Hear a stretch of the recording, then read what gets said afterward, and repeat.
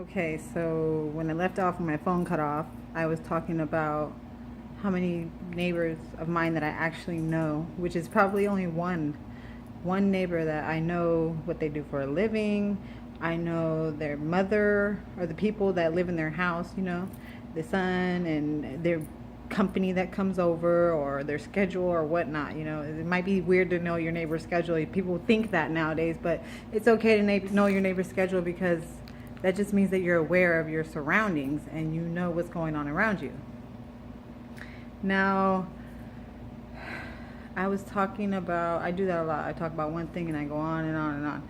Okay, so I'm going to try to stay on the subject. I was talking about connected but yet unconnected or whatnot, and how family is kind of connected, but we think we are, but we're not, because we're all on Facebook and we're talking to each other on Facebook and we see pictures, but really you're not seeing that person or knowing that person. My family personally, if one of us doesn't come around, okay, the ones that live in the same city, if one of us doesn't come around or we don't hear from each other, or you know, it's been a while since we've seen each other, one of us will call the other one.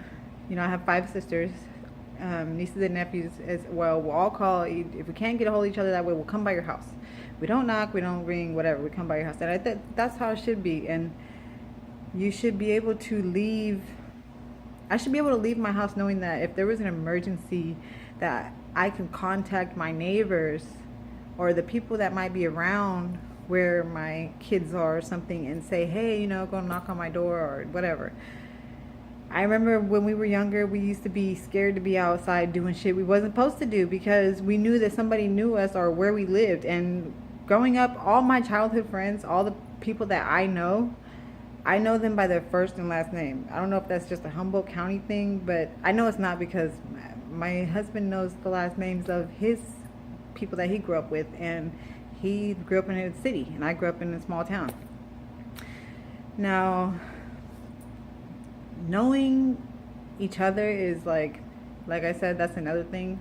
Go walk up to your neighbors and introduce yourself. That's, people don't want you to introduce yourself, and people don't want to know you, in general. That's just generally the way it is. Sounds fucked up or whatever. Many people don't want to accept that or want to make an excuse, but that's generally, if you want to do, like I said, in everything in life, when you generalize, you have to do the averages and the percentages. So if you average and percent whatever it out, the average person doesn't want to get to know you at all. That's the way it is. And that's sad that as we're supposed to be the most intelligent life forms on the planet, and yet we can't even connect to each other. We can't even. And I think that as time goes by, it gets worse and worse. And as time goes by, you can see that the common denominator there is technology getting worse and worse, or more advanced and more advanced and more advanced. Don't get me wrong, I like technology. I use technology, but I'm a product of my environment. So technology is just there. Unless I go live out in the fucking boondocks, like the smart people that are living off the grid and do that, then I'm basically in the technological world. And even those people that are living off the grid and they're doing that, they're still a product of their environment. So if something was to happen, something that affected us as a society, as a race, as a world, because of technology, they would be affected too, just as much as anybody that was using a phone every day, knowing. And it's fucked up because they weren't contributing to the things that got to where it might have been or to what might happen, but they are guilty by association, I guess. So they're guilty of being human, which we all are guilty of being human. So I don't see why, as human beings, as a race, we can't just recognize the what the fuck regular shit, just recognize what's going on around us and accept that as a whole, as a general society, we are not doing what we need to do to have a better life, to contribute to our quality of life. Technology is not contributing to our quality of life. And when I say quality of life, I mean like fundamentally what's important in life,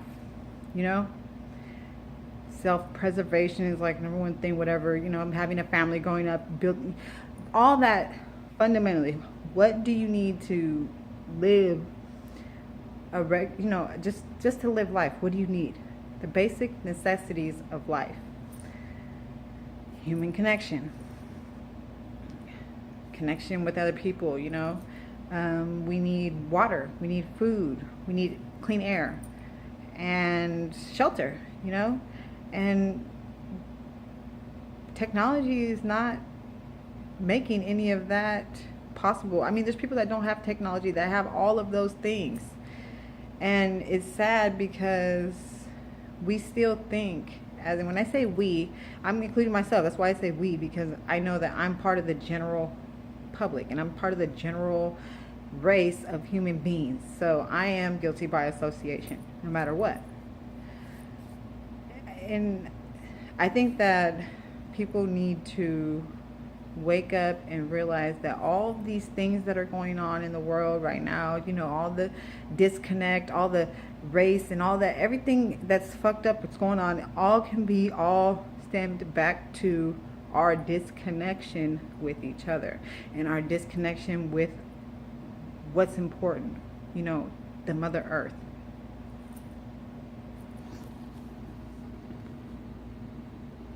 Am I running out of time?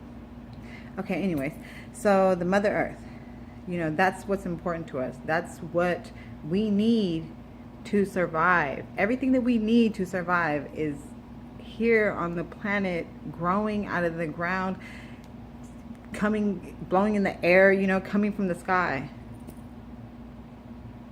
It's that simple.